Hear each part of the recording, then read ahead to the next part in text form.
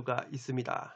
유튜브 채널에 들어오셔서 구독 버튼 옆에 가입 버튼을 누르시면 간단하게 멤버십 가입 절차를 진행을 하실 수 있습니다. 승무패 52회차 현미경 분석 1부 첫 번째 경기는 비아레알과 맨유의 경기입니다. 저는 승무패가 모두 보인다는 점에서 승무패로 지어보도록 하겠고, 단통픽 추천으로는 무승부를 추천드리도록 하겠습니다. 비아레알 같은 경우에는 주포 공격수 모레노 선수가 부상 중에 있고, 미드필더 카푸에 선수와 핵심 측면 자원인 단주마 선수가 셀타비고전에 결장을 했었기 때문에 이 카푸에와 단주마 선수의 출전 여부가 상당히 중요할 것으로 생각이 됩니다. 맨유와 현재 승점이 동률이기 때문에 무승부나 패배를 할 경우에는 맨유에게 승자승에서 밀려서 이 마지막 경기 결과에 따라서 조 1위가 어려워질 수도 있기 때문에 반드시 승리를 거둬야 유리한 고지에 서게 될 것으로 보입니다. 맨유 같은 경우에는 솔샤르 감독이 경질이 됐습니다. 와포드전에서 1대4로 완패를 당하면서 솔샤르 감독이 경질이 됐기 때문에 그 감독 경질이 어떻게 작용을 할 것인가가 굉장히 중요하게 영향을 미칠 것으로 생각이 됩니다. 카바니 선수와 그린우드 선수가 부상 및 코로나19 여파로 결장을 할 것으로 예상이 되고, 미드필더 포그바 선수와 바란 선수 역시 부상 중이기 때문에 바란 선수가 빠진다면 또다시 맨유가 수비 불안을 노출할 가능성이 있어 보입니다. 핵심 왼쪽 풀백 루쿠쇼 선수가 머리 쪽에 부상을 당했다는 소식이 있기 때문에 수비 쪽에도 누수가 상당히 클 것으로 생각이 됩니다. 살롱 코멘트에서 바로 정리를 해드리면 전술적으로는 비아레알의 우위가 점쳐집니다. 와포드전에서 와포드의 빡센 전방 압박에 맨유가 상당히 고전을 했는데, 제가 항상 말씀을 드리지만 비아레알은 스페인 라리가에서 전방 압박 강도가 굉장히 빡센 팀 중에 하나이기 때문에 비아레알의 압박이 와포드보다도 훨씬 더 조직적이라는 점에서 충분히 맨유가 비아레알의 압박 전술에 고전을 할 가능성이 있어 보입니다. 맨유가 솔샤르 감독이 경질이 됐기 때문에 최근에 중용을 받지 못했던 반더비크 선수가 중원에 나와준다면, 반더비크 선수가 와포드전에서도 만회골을 터뜨리면서 굉장히 많은 활동량을 보여줬기 때문에 이 반더비크 선수가 선발로 출전을 할 경우에는 굉장히 변수가 될 수도 있지 않을까 싶습니다.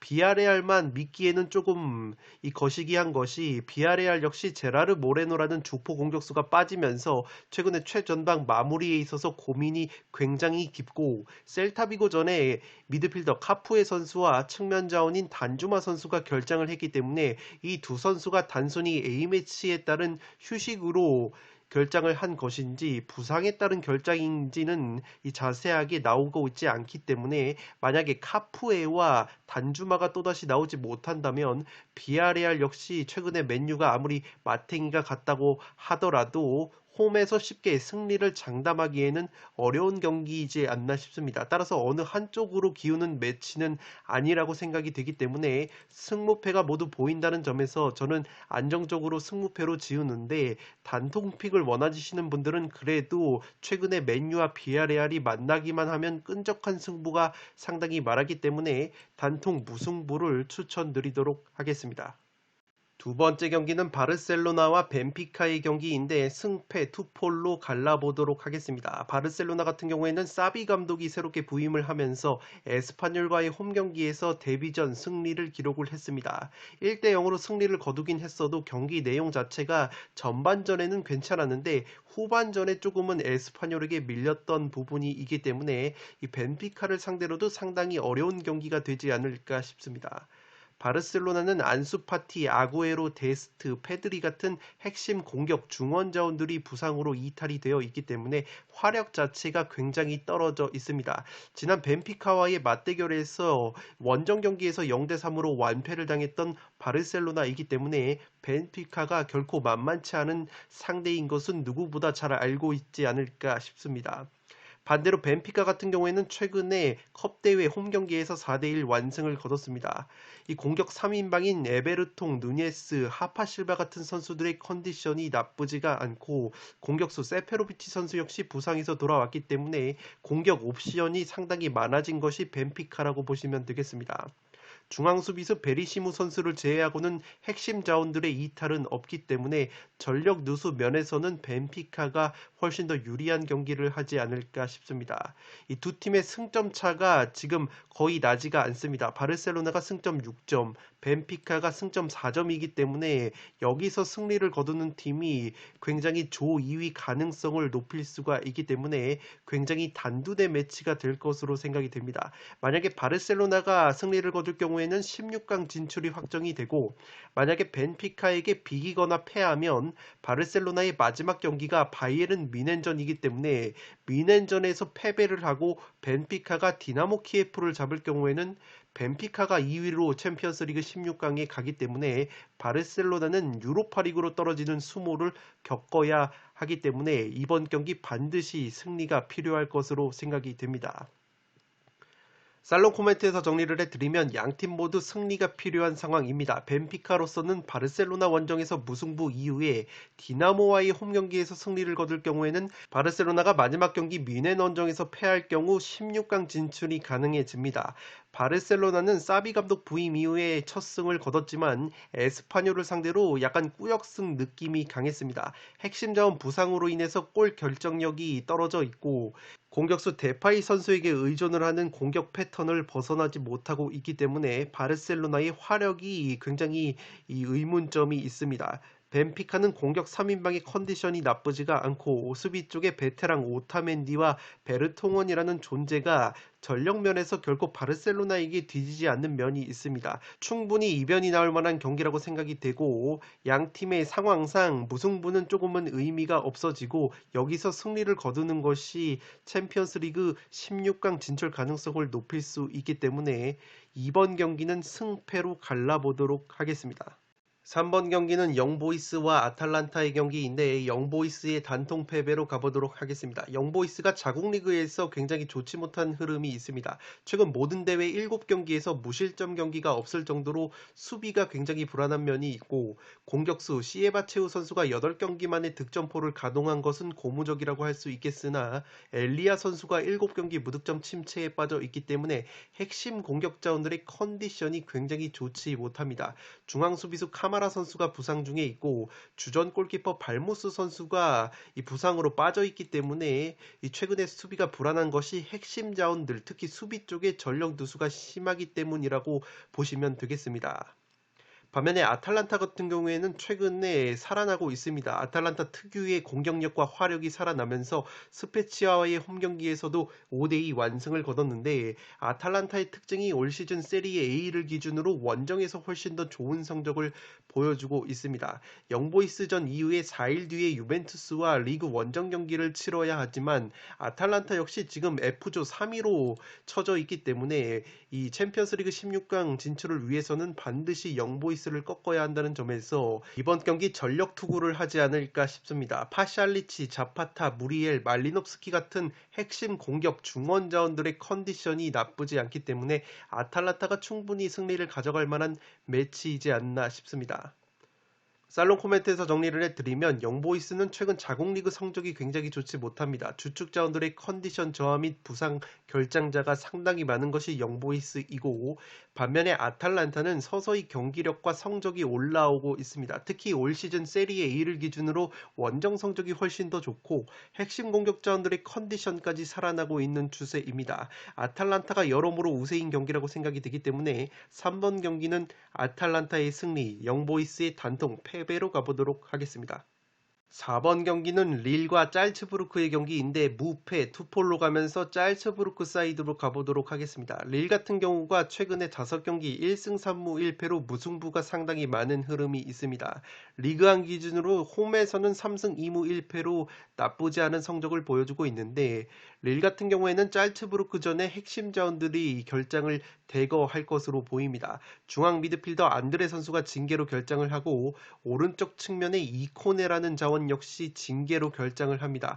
왼쪽 측면에 반발하는 선수는 부상 중이기 때문에 이 좌우 왼쪽 핵심 측면 자원들이 모두 결장을 한다는 것을 체크를 해 주시기 바랍니다.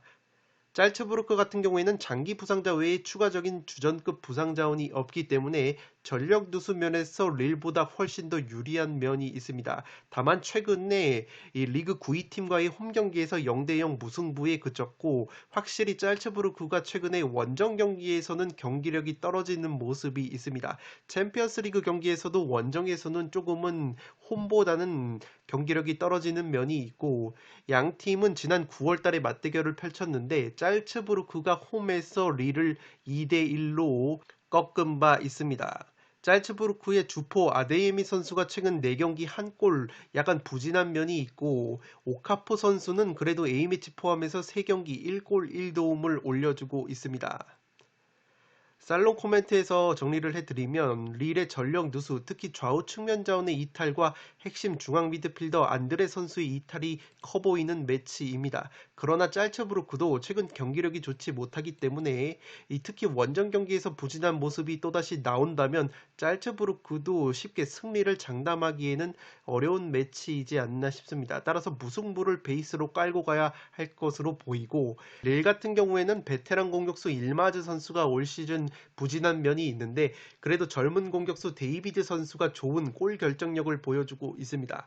부상 및 결장을 고려를 하면 짤츠부르크가 유리한 경기라고 보여지지만 릴 같은 경우도 데이비드 선수의 골 결정력과 짤츠부르크가 최근에 원정에서 경기력이 좋지 못한 점, 아데이미 선수의 컨디션 저하까지 고려하면 팽팽한 무승부가 구미가 당기지 않나 싶습니다. 그래도 투포를 쓴다면 챔피언스리그 DNA가 그래도 짤츠부르크가 더 크다고 보기 때문에 챔피언스리그 무대에서는 그래도 아데이미 선수가 귀신같이 살아나는 모습이 있기 때문에 짤츠부르크의 승리까지 가져갈 만한 매치이지 않나 싶습니다. 따라서 4번 경기는 무패 투폴로 가보도록 하겠습니다. 5번 경기는 세비야와 볼프스부르크의 경기인데 단통 무승부로 가면서 이변을 노려보도록 하겠습니다. 매운맛으로 이변을 좀 더 노리고 싶으신 분들은 볼프스부르크의 승리까지 받쳐보실 것을 추천드리도록 하겠습니다. 세비야가 정배당을 받았지만 세비야가 최근에 굉장히 꾸역승 꾸역무가 많습니다. 직전 알라베스와의 홈 경기에서도 이 가까스로 극장골로 2대2 무승부를 거뒀고 확실히 홈 경기 라리가 기준으로 5승 1무 0패 극강의 모습을 보여주고 있지만 세비야가 올 시즌 챔피언스 리그 무대에서는 3무 1패로 승리가 없습니다.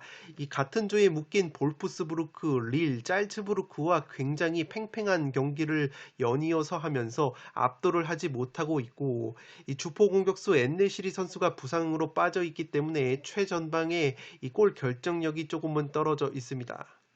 알라베스전에서 후반전 교체 카드를 5장 활용하면서 체력적인 안배는 이루어졌다고 보시면 되겠습니다. 엔네시리 선수 대신에 최전방을 책임지고 있는 라파미르 선수가 5경기 무득점 침체에 빠져 있고 오캄포스 선수는 그래도 4경기에서 3골 1도움을 올려주면서 제 몫을 해주고 있기 때문에 이 오캄포스 선수의 발끝에 기대를 걸어야 할 것으로 보입니다. 이 볼프스전 이후에 5일 뒤에 레알 마드리드 원정을 떠나는 입장이기 때문에 일정 면에서도 조금은 빡빡한 부분이 있습니다. 볼프스부르크와 9월 달에 원정 경기를 치렀는데 그 경기에서도 1대1 무승부에 그쳤던 세비야라고 보시면 되겠습니다. 제가 볼프스부르크 쪽을 높이 평가를 하는 이유는 볼프스부르크가 감독이 교체가 됐었습니다. 반본멜 감독이 잘리고 이 과거에 브레멘을 이끌었던 노드펠트라는 젊은 감독이 부임을 했는데 이 노드펠트 감독 부임 이후에 볼프스부르크가 다시 3백 수비로 전환을 했는데 이 새롭게 감독이 들어오면서 무패 행진을 달리고 있습니다. 모든 대회 4경기 3승 1무 무패를 달리고 있고 특히 수비가 안정화가 되면서 이 공격까지 덩달아 살아나고 있습니다. 22살의 젊은 공격수 은메차 선수가 이 굉장히 많은 골을 최근에 넣어주고 있고 주포 공격수 베오르스트 선수 역시 코로나19로 고생을 하다가 최근에 득점포를 가동을 하면서 예열을 마친 상황이기 때문에 감독 교체가 이루어진 상황에서 상승세를 타고 있는 볼프스가 쉽게 패할 것 같지 않은 매치입니다. 살롱 코멘트에서 정리를 해드리면 세비야가 최근 꾸역 무승부나 승리가 많습니다. 공격수 엔네시리 선수 부상 등으로 골 결정력에 아쉬움이 있고 볼프스는 노드펠트 감독 부임 이후에 3백 수비로 전환을 했고 무패 행진을 달리고 있습니다. 특히 공격 쪽에서 은메차나 베오르스트 선수 그리고 이선의 루케바케오나 측면의 은바부, 바쿠 같은 선수들의 면면을 살펴보면 세비야 주전급 선수들과 퀄리티를 비교해봤을 때 전혀 밀리지 않는 이 퀄리티라고 생각이 됩니다. 최근 세비야를 믿었다가 승모패나 프로토에서 풋볼살롱이 연이어서 물을 먹었던 안 좋은 추억이 있기 때문에 이변 느낌이 나는 경기는 과감하게 꺾어보도록 하겠습니다. 조금 과하다 싶으시면 세비야 쪽의 승리를 바치고 투폴로 이변을 노려볼 만한 매치라고 생각이 됩니다. 따라서 5번 경기는 단통 무승부로 가는데 매운맛으로 이변을 노리실 분들은 볼프스부르크의 승리까지 받쳐보실 것을 추천드리도록 하겠습니다. 6번 경기는 말메와 제니트의 경기인데 말메의 단통 패배로 가보도록 하겠습니다. 말메 같은 경우가 리그 8위 팀과의 홈 경기에서 2대2 무승부에 그쳤습니다. 제니트와 9월 달에 원정 경기를 치른 바 있는데 0대4로 완패를 당했던 말메이기 때문에 이번 경기 역시 상당히 고전이 될 것으로 생각이 됩니다. 다만 말메가 챔피언스리그 16강 진출은 좌절이 됐습니다. 4전 전패를 당해서 16강 진출은 좌절이 됐는데 그래도 제니트와 3위 경쟁을 할 의지는 있습니다.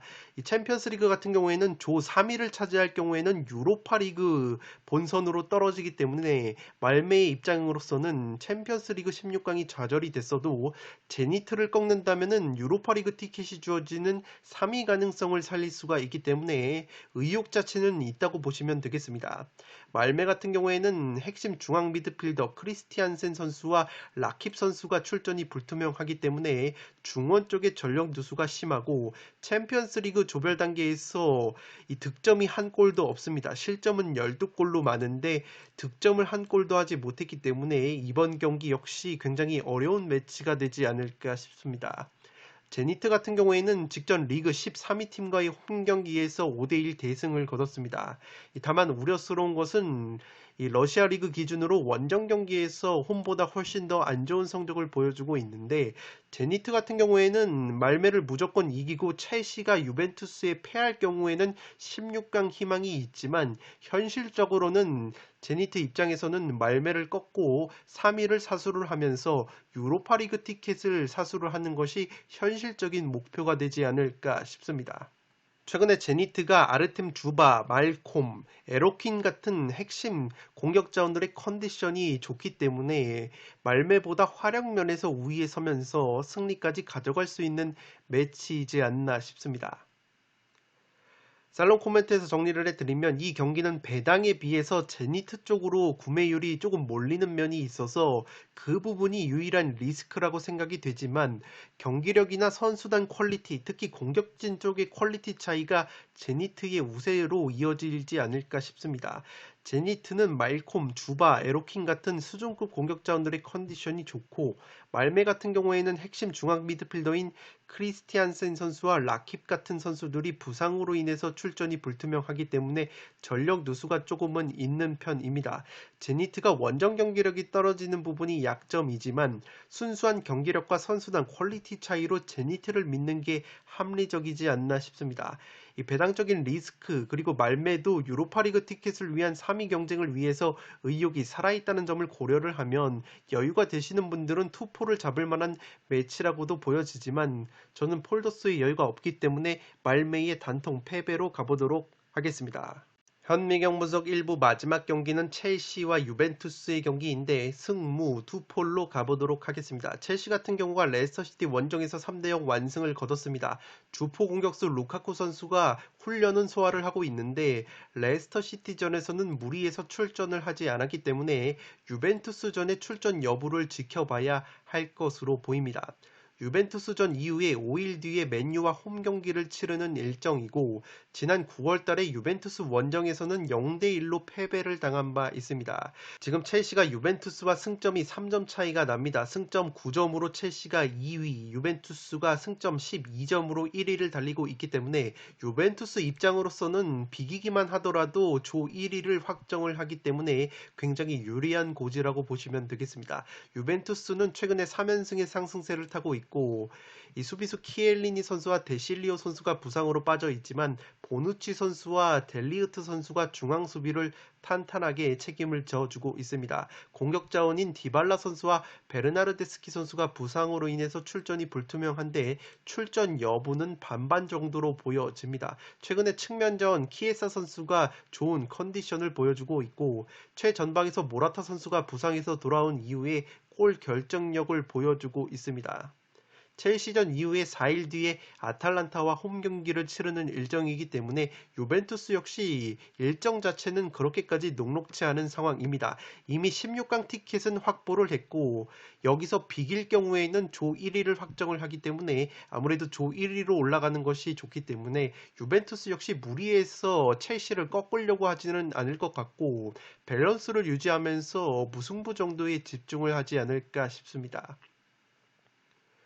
살롱 코멘트에서 정리를 해드리면 이 경기는 사실 첼시의 공격수 루카쿠 선수의 출전 여부가 물론 중요하겠지만 이 생각보다 중요하지 않을 수 있는 경기라고 생각이 됩니다. 왜냐하면 이 루카쿠 선수가 과거 세리에 A 인테르에서 활약을 할 때 유벤투스만 만나면 작아졌던 부분이 있습니다. 보누치, 키엘리니 혹은 델리흐트 같은 유벤투스의 수비진만 만나면 루카쿠가 힘을 못 쓰는 경향이 있었는데 지난 9월달 맞대결에서도 원정을 가서 루카쿠 선수가 기대 이하의 활약을 보여주면서 첼시가 0대1로 덜미가 잡힌 바 있기 때문에 이 루카쿠 선수가 나오지 못하냐 나오냐가 생각보다 중요하지 않을 수 있는 경기이지 않나 싶습니다. 제가 무승부까지 가져가는 이유는 첼시가 유벤투스만 만나면 작아졌던 모습이 있고 이상하게 투엘 감독 부임 이후에 첼시의 홈구장인 스탠포드 브리지에서 이겨야 될 경기를 비기거나 비길 경기를 지는 그러한 흐름이 조금은 있기 때문에